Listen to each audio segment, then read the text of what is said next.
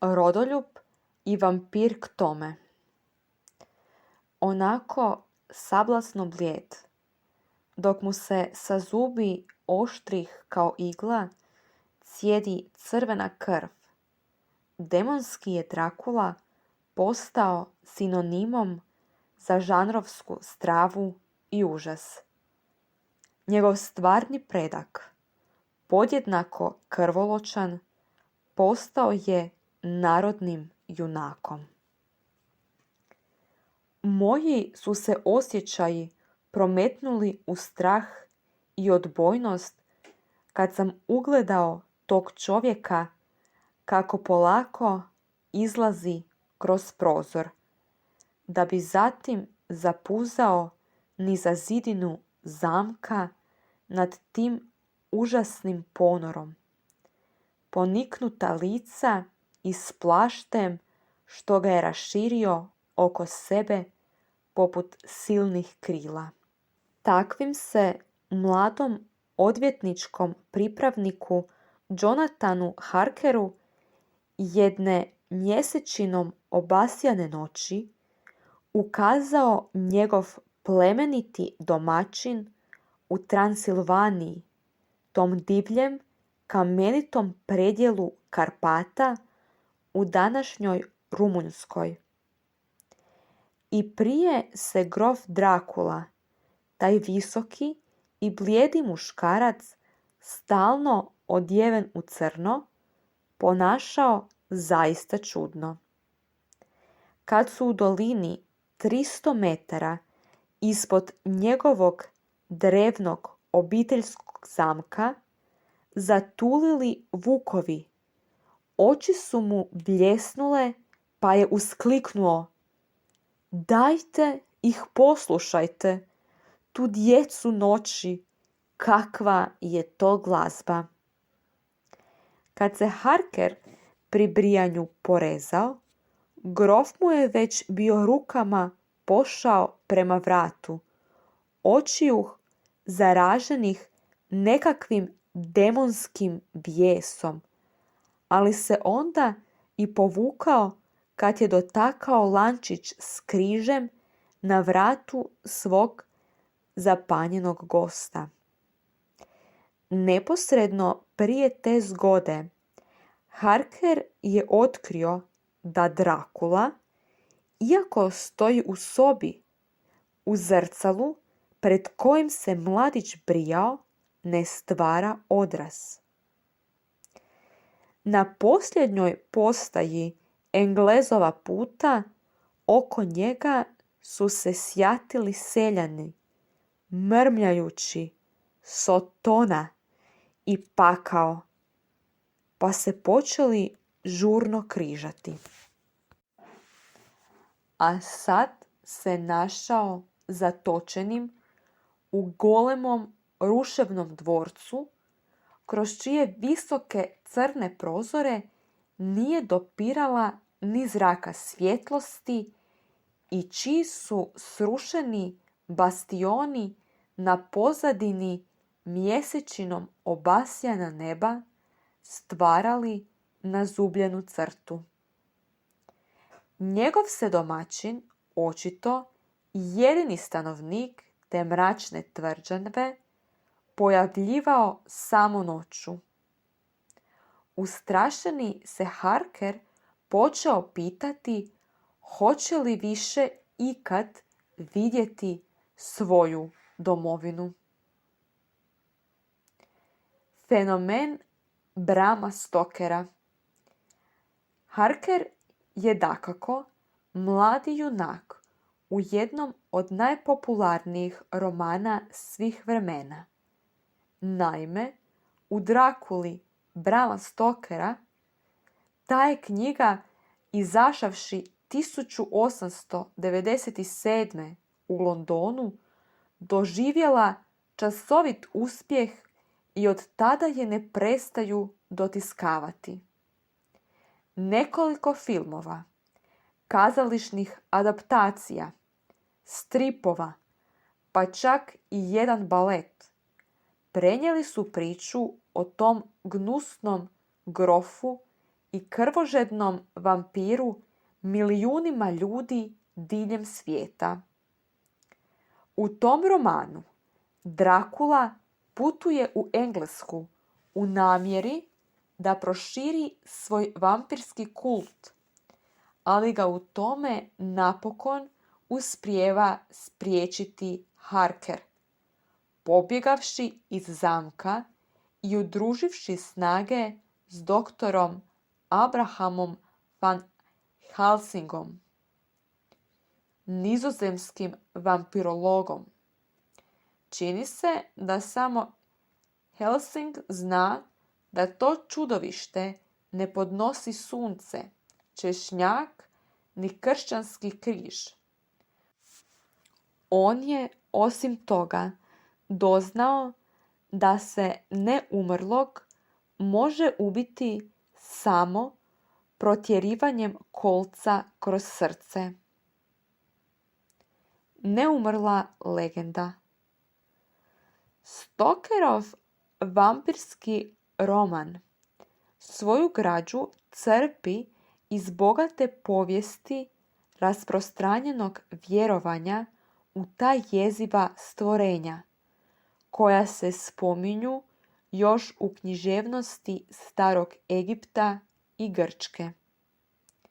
Budući da su smrtnici slabili zbog gubitka krvi, priprosti je puk morao pretpostaviti da pijenje krvi obnavlja snagu, pa čak i da krv živih može mrtvace vratiti u život. Roman Drakula se međutim ipak ponajviše oslanja na narodna vjerovanja rumunjskog sela. Prema učenju istočno pravoslavne crkve, koja u tom kraju prevladava, ljudi koji umiru prokleti ili izopćeni pretvaraju se u mrtvace koji hodaju, pa to i ostaju sve dok ih crkva ne razriješi grijeha. Mjesna praznovjerica svemu tome dodaje i stvorenja zvana strigoji, to jest demonske ptice koje lete samo noću, gladne ljudske krvi i mesa. U tom se kraju vampiri tradicionalno smatraju uzročnicima kuge. Rumunjske legende govore da je nekim ljudima, primjerice nezakonitoj i nekrštenoj djeci, vješticama i 7. sinu 7. sina, suđeno da se povampire. Vampir posjeduje sposobnost uzimanja životinjskog obličja, pa se ponajčešće pretvara u vuka ili šišmiša. U nekim selima ljude koji ne jedu češnjak odmah sumnjiče zbog vampirizma. Zapravo ćemo se od napada tih noćnih krvopija najlakše obraniti utrljavanjem češnjaka u sve prozore i vrata. Stoker je za te legende doznao kroz svoja marljiva istraživanja u londonskom British Museumu, kao i kroz razgovore s mađarskim učenjakom. Na njega su ostavila velik utjecaj i nerazriješena ubojstva notornog Jacka Trbosjeka, kao i prijateljstvo s istraživačem i čovjekom od pera Richardom Burtonom, među čim se prijevodima našlo i 11 hinduskih priča o vampirima. skrivena senzualnost. U seksualno represivnom dobu kraljice Viktorije erotski su osjećaji prema mnogim književnim kritičarima bili često zamaskirani. Stoker je možda u svom romanu sublimirao jake seksualne teme jer je divlje i krvave napade vampira povezao sa strastvenom čežnjom za senzualnim doživljajem u mističnom noćnom okruženju. Tako primjerice Harker, kad mu se u snu primiču 3 mlade Drakuline sljedbenice, reagira nedvojbeno romantično. Sve 3 imale su blistavo bijele zube, što su blistali poput bisera na rubinu njihovih razbludnih usana.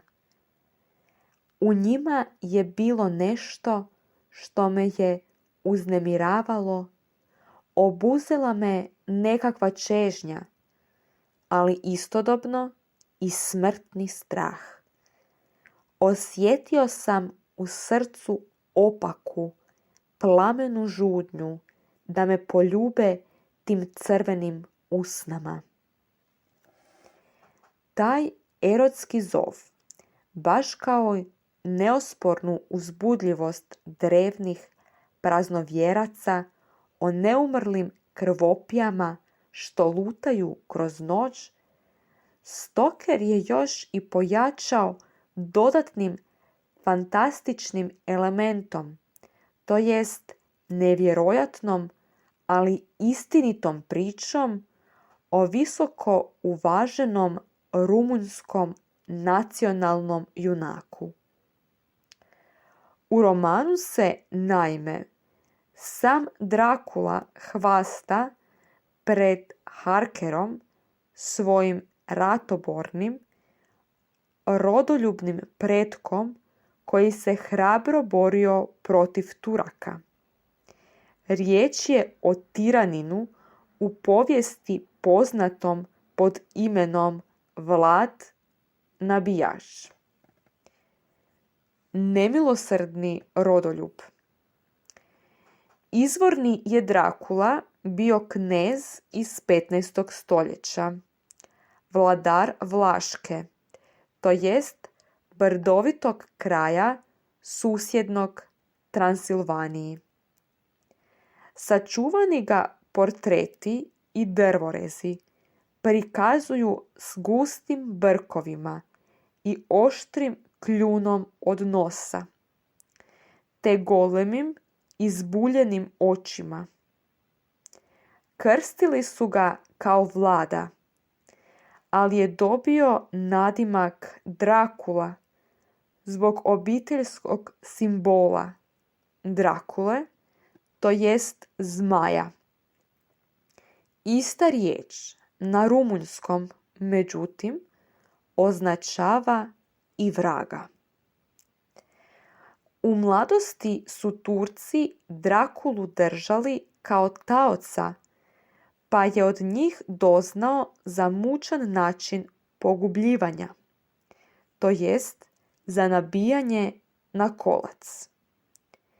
Pri takvom se barbarskom kažnjavanju kroz tijelo protjeruje drveni kolac ili željezna šipka, nakon čega se kolac zabija u tlo, a žrtvu ostavlja da skapa u mukama. Godine 1448. Vlada su Turci, vjerojatno u njegovoj 18. godini života, posjeli na Vlaški prijestolje, ali je on već nakon 2 mjeseca pobjegao u kršćanski samostan.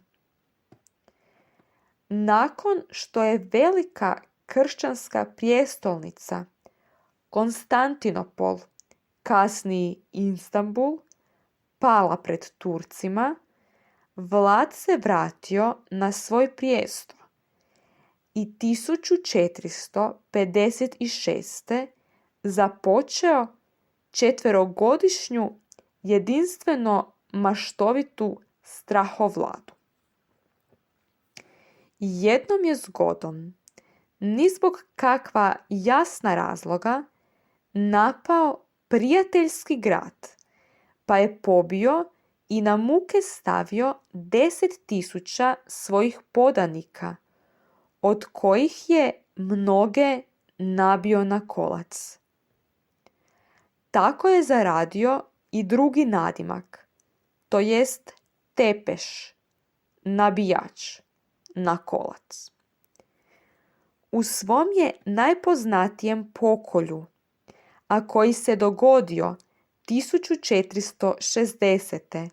na dan svetog Bartolomeja, u jednom gradu u Transilvaniji dao na kolac nabiti 30.000 ljudi. Je li Drakula bio naprosto sadist ili je njegovo krvavo pustošenje imalo i neku političku svrhu? Vjerojatno će biti pomalo i jedno i drugo. Kad su se emisari s turskog dvora usudili pred njim ostati pod turbanom, Vlad je zapovjedio da im ga zakuju za glavu, što je svakako bila smiona gesta neovisnosti. No bez obzira na svoje barbarstvo, Vlad se proslavio po čitavoj kršćanskoj Europi kad je povratio tvrđave duž Dunava i doveo svoju vojsku skoro sve do Crnog mora. Ali s druge strane, kad su se njegove snage napokon vratile, njegovi su ljudi napisali krivotvorena pisma koja su upućivala na zaključak da bi on sam mogao prijeći na tursku stranu, pa ga je ugarski kralj Matijaš Korvin dao zatočiti na 12 godina. Možda je Vlasima dozlogrdilo zapanjujući izbor kazniti njihova kneza, među kojima je bilo i oderanje kože živim ljudima, kao i njihovo kuhanje, spaljivanje i sakaćenje. Za svog se tamnovanja Drakula, koji je znao biti i prijetvorno umiljat, uspio sprijateljiti sa stražarima, pa su mu oni susretljivo pribavljali miševe i druge životinjice koje je onda iz čistog zadovoljstva u svojoj ćeliji nabijao na kolac. Kad su ga 1474.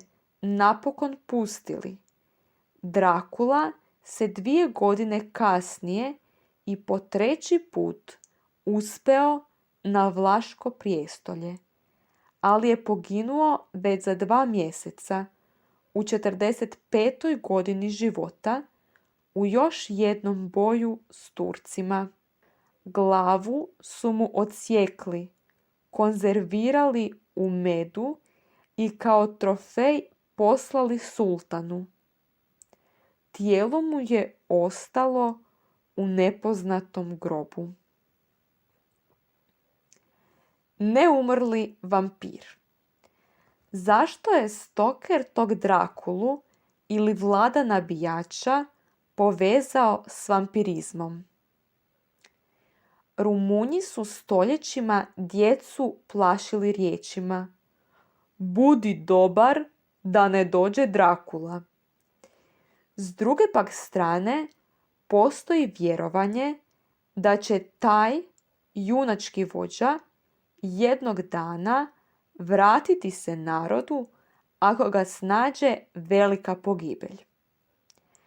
Možda je ta neuništivost legende o nabijaču neodoljivo privukla pisca koji je u svoj roman poželio ugraditi bujno živ folklor i nestvarno lijepu divljinu istočne Rumunjske.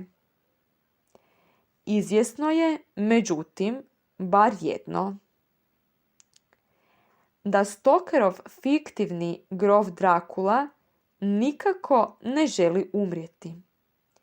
Filmovi, igračke, igrice, pa čak i prehrambeni proizvodi s Drakulinim likom ne prestaju se pojavljivati na tržištu. Bela Lugosi, mađarski glumac i najslavniji Drakulin filmski predstavljač, na toj je ulozi zaradio čitavo bogatstvo, ali ga je ispiskao boreći se protiv ovisnosti o morfiju. Kad je 1956. umro u dobi od 73 godine, po vlastitoj su ga želji pokopali u crnom plaštu s crvenom podstavom u kojem je glumio svoje vampirske uloge. Sredinom 1980. godina medicinski izvještaji o izvanredno rijetkoj bolesti, takozvanoj porfiriji, pokrenuli su zanimanje za mogući temelj legendi o vampirizmu. Pa su se novine naširoko raspisale o takozvanom drakulitisu, a zapravo samo jedan oblik porfirije, takozvani cep, stvara takozvani vampirski sindrom, šiljate zube, pretjeranu dlakavost, silnu osjetljivost na svjetlo i potrebu za krvlju. Do sada je zabilježeno samo 60 slučajeva te bolesti.